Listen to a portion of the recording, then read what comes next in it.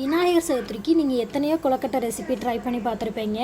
ஆனால் இந்த ரெசிபியை நீங்கள் கண்டிப்பாக ட்ரை பண்ணி பார்த்துருக்க மாட்டீங்க. கைக்குத்தல் அரிசியை வச்சு சூப்பர் டேஸ்ட்டான ஒரு கொழுக்கட்டை தான் பண்ணியிருக்கோம். இந்த விநாயகர் சதுர்த்தியை நம்ம ஆரோக்கியமாக கொண்டாடலாமா? வாங்க இந்த ரெசிபி எப்படி பண்ணணும் வீடியோக்குள்ளேயே பார்த்துடலாமா?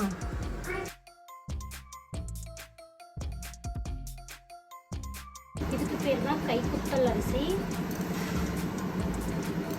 ப்ரௌன் ரைஸ்ன்னு சொல்லுவாங்க. இதை வச்சு தான் நம்ம கொழுக்கட்டை பண்ண போகிறோம். நான் இந்த கப்பால் 1 கப் அளவுக்கு கைக்குத்தல் அரிசி எடுத்துருக்கேன். இதை நம்ம நல்லா வாஷ் பண்ணிக்கலாம். ஒரு 3 டைம்ஸ்ல நல்லா வாஷ் பண்ணி எடுத்துகிட்டு வந்துடலாம்.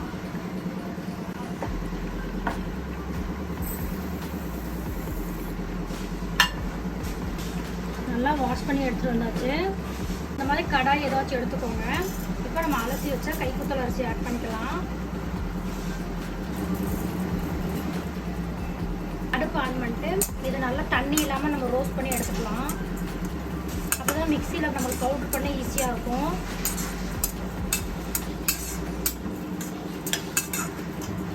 உங்களுக்கு இந்த அரிசி வந்துட்டு ஆன்லைன்லேயும் கிடைக்கும், சூப்பர் மார்க்கெட்லேயும் இப்போ அவைலபிளாக இருக்குது. ரொம்ப வறுக்கணும்னு அவசியம் இல்லை. நல்லா தண்ணியெல்லாம் ட்ரை ஆகி இருந்தால் போதும். அவ்வளோதான், நல்லா வறுத்தாச்சு. இப்போ ஒரு பிளேட்டுக்கு நம்ம மாற்றிடலாம்.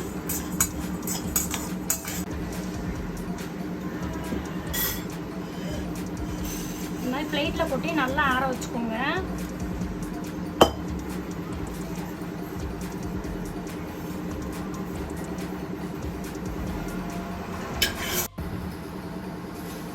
நல்லா ஆறிடுச்சு. இப்போ மிக்ஸி ஜாரில் நம்ம ஆட் பண்ணிடலாம்.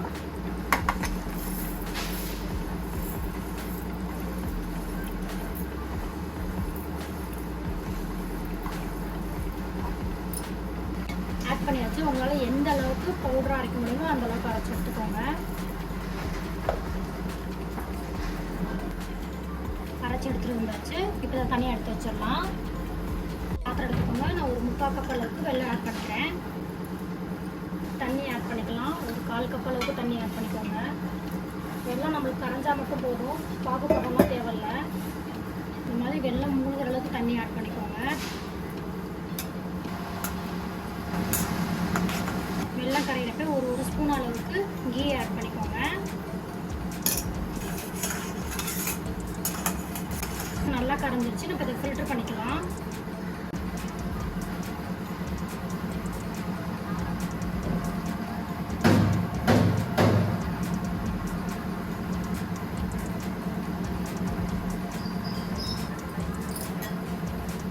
ஃபில்டர் பண்ண வெல்லத்தை தனியாக எடுத்து வச்சுருங்க.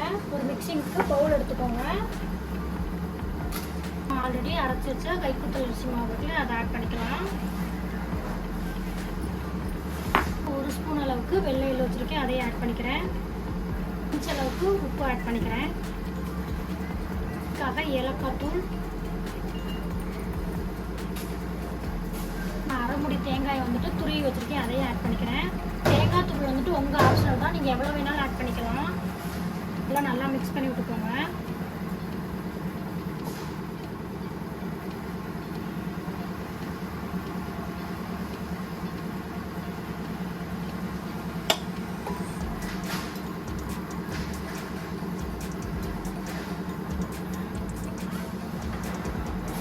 நம்ம ஆல்ரெடி கரைச்சி வச்ச வெள்ளைப்பாக கொஞ்சம் கொஞ்சமாக ஆட் பண்ணிக்கலாம்.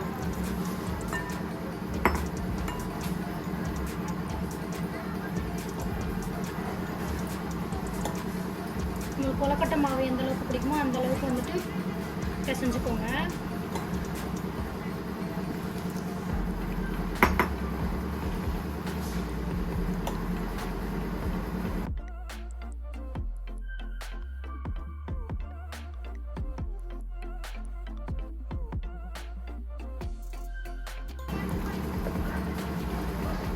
நல்லா மிக்ஸ் பண்ணியாச்சு. இது ஒரு 10 நிமிஷத்துக்கு அப்படியே ரெஸ்ட் விட்டுருங்க.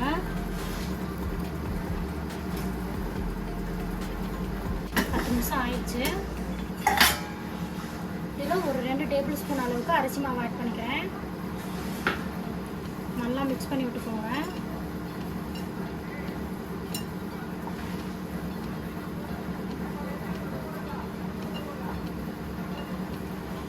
அவ்வளோதான், நம்மளுக்கு மாவு ரெடி ஆயிடுச்சு. நீங்கள் எப்படி பிடி கொழுக்கட்டை பண்ணுவீங்களோ அந்த மாதிரி பிடிச்சி எடுத்துக்கோங்க. இந்த மாதிரி நம்ம இட்லி பாத்திரத்தில் வச்சு இதை வச்சிடலாம். இந்த மாதிரி பாத்திரத்தில் தண்ணி வச்சுக்கோங்க. தண்ணி நம்மளுக்கு நல்லா சூடாகணும். தண்ணி நல்லா கொதிச்சிருச்சு பாருங்க. நம்ம பிடிச்சி வச்சா கொழுக்கட்டை நம்ம ஆட் பண்ணலாம். ஒரு 7 மினிட்ஸ் நம்மளுக்கு காண போதும். அடுத்த மீடியம் ஃப்ளேம் வச்சுட்டு ஒரு 7 மினிட்ஸ் வச்சுக்கோங்க.